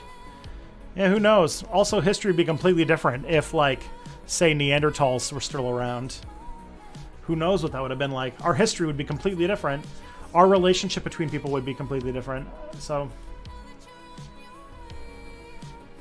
yeah. The disability allegory, I believe. I mean, it might be interesting. The thing about disability allegory is that people with disabilities, they would be potentially lower in number in our world than they are in this world. And so, like, if you had, like, you know, we have a small percentage of our population that have, like, intellectual disabilities like Down syndrome or something like that. But, like, if, like, say, we had people who had intellectual disabilities that made up, like, 10% of the population, like, I don't know if we've ever dealt with that as a culture before, and I don't know how we would approach that at all.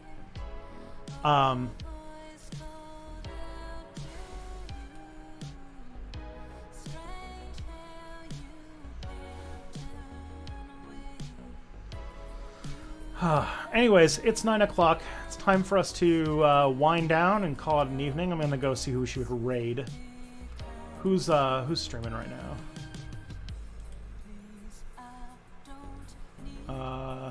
Jack Saint's playing Cyberpunk. I don't think we're gonna go with that. Let's go with the Left Flank Vets. They're fun, and I think they're covering the Georgia election, so. But yeah, everybody, take care of yourselves and each other. I'll be back on Friday. Be good to yourselves.